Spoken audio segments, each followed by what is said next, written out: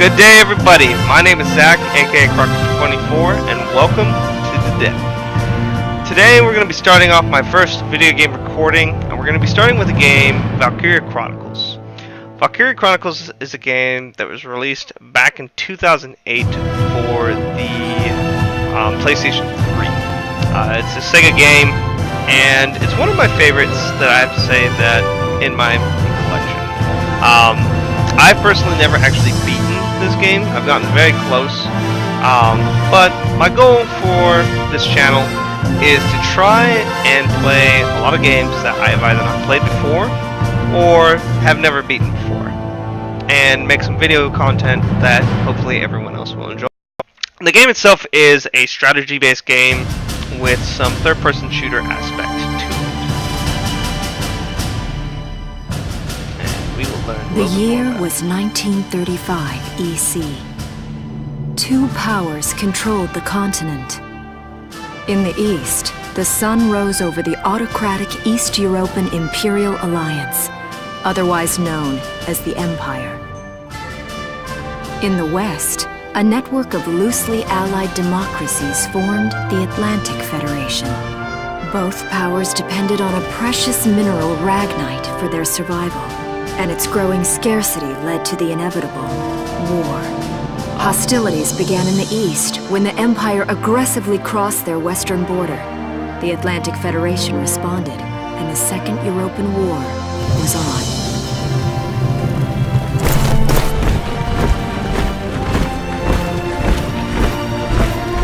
The Empire, with its vast military superiority, struck hard, gaining ground in early victories and putting the Federation on the defensive. Emboldened by their progress and momentum, the Empire set their sights beyond the borders of the Federation. In neighboring Gallia, a peaceful principality along the sea, they found their next victim. Gallia had long maintained its neutrality in the tensions between the two superpowers. But the rich stores of Ragnite under the Gallian soil proved too tempting for the Empire. It amassed troops along the eastern border and invaded with all the force of an avalanche. Oh dear. Prologue.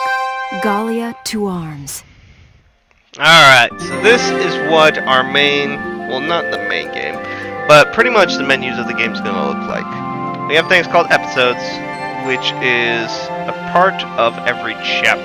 As you can see, in each chapter, we have a number of episodes. This particular one, we've got our 1A. I'm going to assume this is 1A and 1B. The majority of the game is actually, it is going to be a lot of dialogue, a lot of videos. And the reason for that is this is a very story-driven game. And the majority of the episodes will be that. Each chapter, however, has one episode where you actually have a strategy-based fight, which we'll get to here in a little bit. 1935. Outside the Gallian border town of Brule.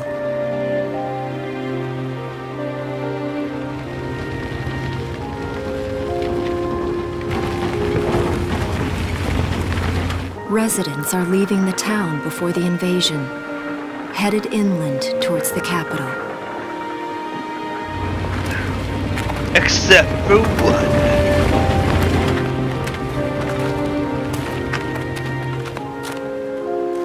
I haven't been down this road in years. It really hasn't changed very much.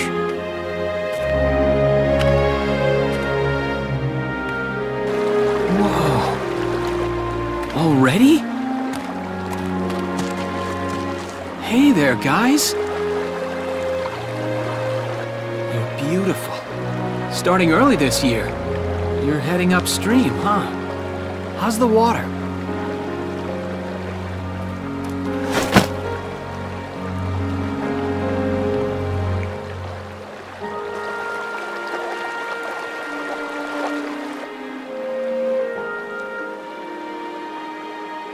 Just casually drawing. Freeze! Put your hands Illegal. in the air. Slowly. Drawing is illegal in this country.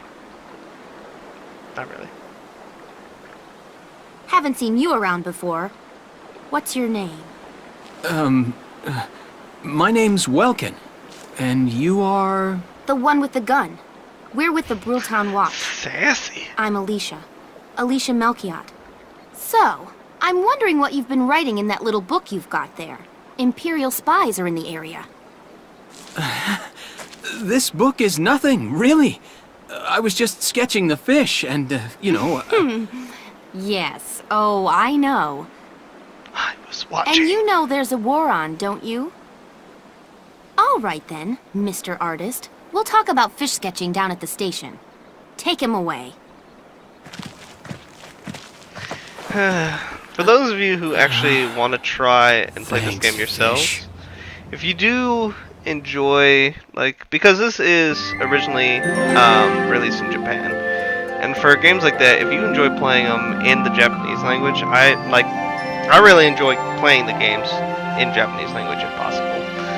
And this definitely is one of them where I enjoy it in that language, because I just feel a little bit more authenticity with it.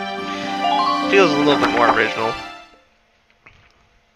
Plus, almost everything sounds better in Japanese.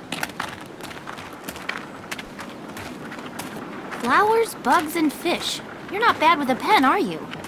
I have to say, they're really very good. Thank you. So you see, I really was just sketching. Maybe. Or this could be some kind of secret code. And I intend to take my time finding out for sure. That's right. You Great. illegal person. Welks? Is that you? Isara! Oh, your timing is perfect. What have you gotten yourself into now, Welkin? Wait. Don't you live at the old general's house? That's right. I'm General Gunther's daughter, Isara. You do know everyone's supposed to evacuate, right? Yes, I'm aware of that. My brother's here to help me move to the capital, but that may be difficult. I mean, unless you're willing to let him go, that is. Huh? Oh dear! Lol. I apologize, but I was just doing my job, you know. I saw you with the notebook and thought you were a spy. Again, I'm really sorry about that. Thanks. Likely Don't worry excuses. about it. I can see how I might have looked a little suspicious. Welks has a real passion for observing nature. That's why he's studying it at the university, right? Guilty as charged. I get so into it sometimes I forget where I am or that somebody might be watching me. Gunfire! Everyone keep your heads down! Over there! Oh no! Come on! I did forget to mention. So this game is rated T for mild violence. And should you not meet that requirement, I suggest you do get some parental guidance. Or if you are Welcome. offended by mild You can violence, handle a gun, right? Yeah. just a I warning. mean, I made it through training anyway. Well, they're probably just a small scouting team. We should be able to take them out. I'm with you. So, we've gone through 2 episodes where it was just pretty much video dialogue, which, again, the majority of the game is made up of. Our 3rd episode that we're going to is our actual battle scene that we are going to be experiencing. Okay, here's the plan. I like plans. What is it? We are in Brule. We've got to eliminate the Imperial scouts that are approaching Brule. We'll deploy from here and take out all 3 of them. All 3 of them. Just cross the bridge and take them down as fast as you can. Our objective here is to eliminate all enemies. Let's take care of them one at a time, nice and easy. So our victory and failure conditions. Victory conditions, all enemies are defeated. Failures are any of these. It's not make all 3 of them. It's if any of these occur, you fail. Welcome dies, Alicia dies, or 20 turns has passed. Let's get started. Just stay calm and get it done. Yes, ma'am. So, the time condition is usually meets for all battles that we have. I see 3 of them. That's 3 too many. Stay sharp. Stay sharp. Listen a second. There's something I should explain. Oh, what is it now, Alicia? About command points, or CP. When combat starts, rather, you'll see a map of the area and your unit's positions. This is referred to as command mode. Here you'll select the unit you'd like to move based on their position respective to the enemy, then press A. Doing so uses up one of the command points, or CP, displayed at the top of the screen. They reflect your ability as a commander, and represent the number of times you can give instructions to, i.e. control, your units per each player phase. In this battle you have 3 CPs, so you can issue instructions to your units up to 3 times. Let's try moving a unit now. So, just to say, we have 3 CP, we do have 3 units. Use one for each unit. However, you don't have to use each CP for each unit. You can issue 3 of them amongst 2, or even make all 3 into 1. If you look at the bottom right, we see a bunch of our character info. As you can see, our town watchman is normal. However, if you look at both Gallia and Vulcan, you'll see that on the top left of their little portrait is CP symbol. When you see those in-game, that means that unit is supplying 1 CP. So we get 1 just naturally, and then for each of our commanders, we get so many CP. My turn, okay? About action points, or AP. Use CP to select a unit in command mode, and you'll be plunged into action mode. Here you can freely move the unit you selected around the field. As you move around in action mode, the action points, or AP, gauge at the bottom of the screen will gradually deplete. This represents that unit's mobility. Once it reaches 0, the unit will be unable to move any further. Keeping an eye on the unit's remaining AP while they are in motion is critical to keeping them safe. Very true. For now, let's use the left analog stick to move the unit near the sandbags. Let's go, Alicia! To the sandbags!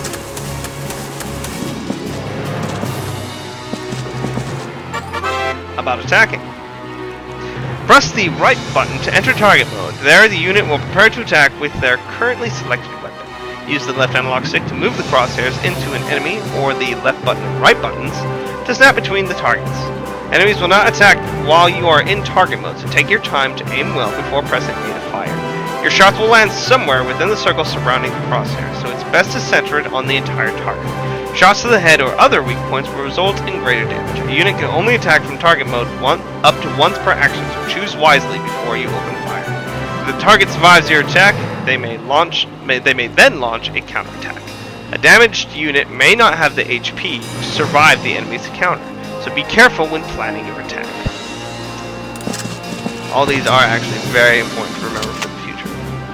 So, as you can see, we got our enemy selected.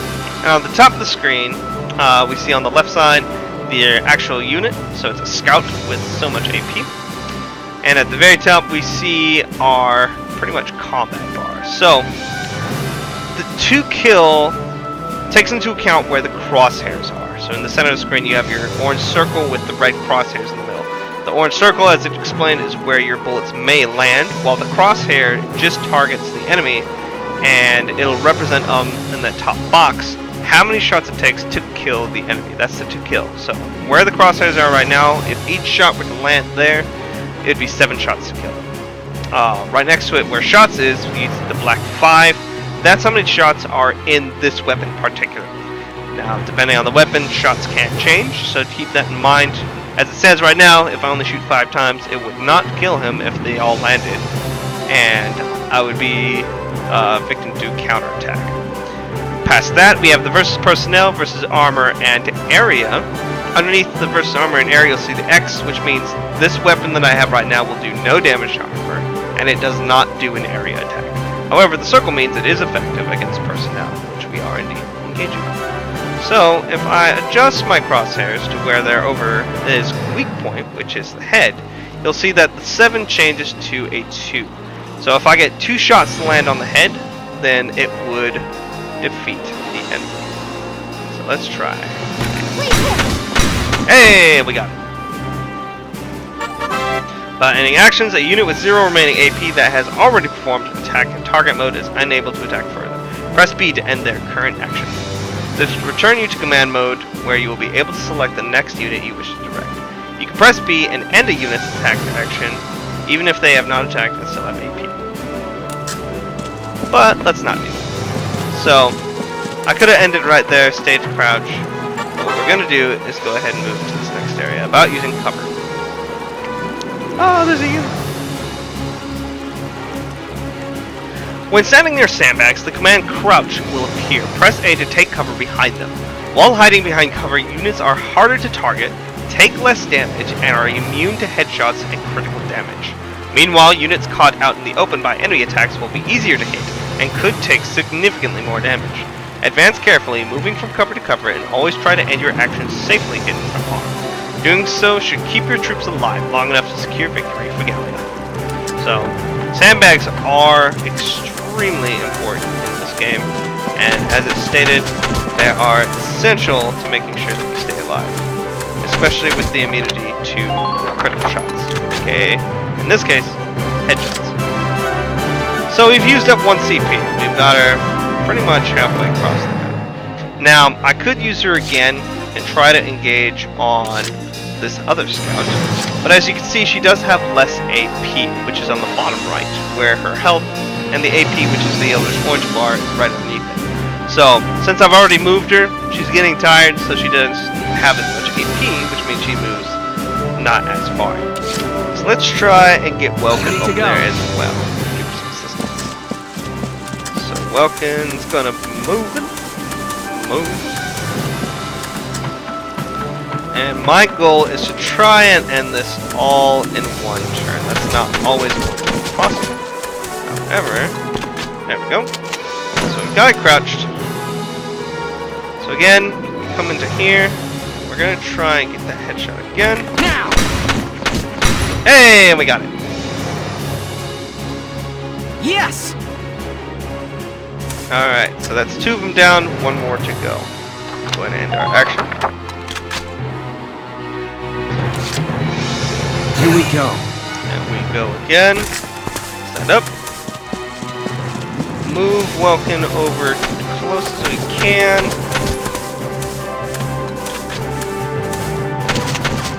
Alright, let's see if we can try and get rid of this guy right here. Alright, so... Take this! Hey, we got it. 3 scouts eliminated. That is Operation. Now, obviously, as we get farther into the game, these operations do become more complicated. I don't see any more of them.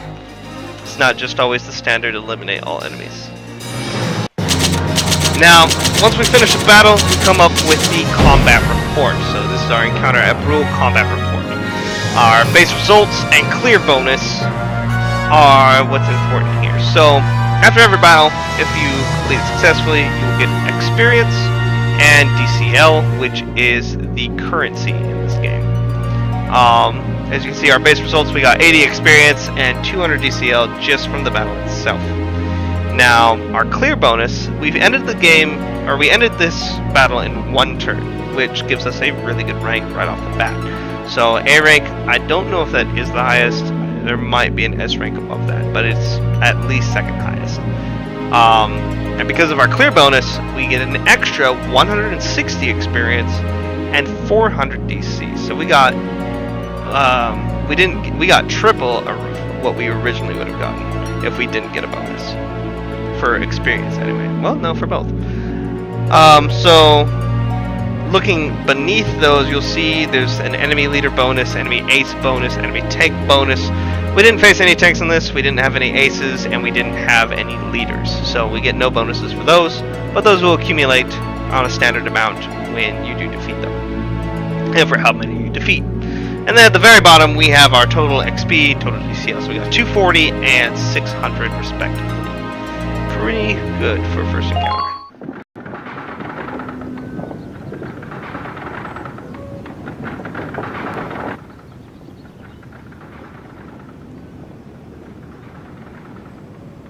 Miss Melchiot, there's no other sign of the enemy. Good. Good. Now, go keep watch and stay alert. Yes, ma'am. What should we do with the bodies, ma'am? We'll bury them. So it's begun. I'll do whatever it takes to protect the people of this town. I'll do it. Even going to war, I'll do it.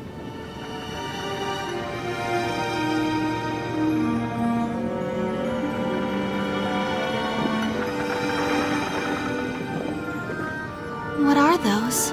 Seeds from the lion's paw. It blooms white, small, simple, and strong.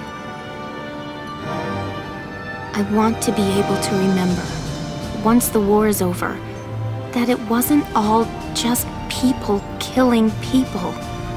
That even in war, there was also new life. On the 15th day of the 3rd month of the year 1935, the Empire began its assault in earnest. A formal declaration of war was made upon Gallia. Though it was only a small front in a massive continental assault, what followed would prove that a tiny nation could best a military giant. These events would tell a story of tragedy hidden in the mists of time. A story of courage and of trust, of persecution and hate, and of love blooming even through the flames of war. Even love. What follows is a record of this conflict, and of those who fought, lived, and died. Irene Kohler on the Gallia Chronicles. And the fade away. Valkyria Chronicles. Boom. So, that's the end of the Chapter prologue. 1, In Defense of Brule. Next goes into the next chapter. However, I do believe that is all that we're going to be doing today. As it's seen, this game, it does have a lot of dialogue and a lot of video content. Each chapter, again, by the looks of it, actually this next one looks like it might have 2 battles in it. Not every chapter gets 2 battles, the majority of them is just 1. And for some people, it might not be the most enjoyable game because there's not a ton of actual gameplay content in it. The majority is dialogue and story. But that is one of the reasons why I enjoy this game so much. It's just because you're able to see the characters develop and grow as the story progresses, and the story in this game itself is actually really good in my opinion. Plus the fact the gameplay that you actually do have, not all battles are that short. There are definitely a lot of them that take some time. Some of the longest battles I've had were definitely about 45 minutes to an hour. But keep watching, see how you enjoy it, and we will continue on to our next chapter, chapter 1, in the next video that we film, which should come out hopefully shortly. So thank you everybody for watching. Hope you all have a great day. Please don't be afraid to come back to the day. Alright, till next time, y'all have a great day.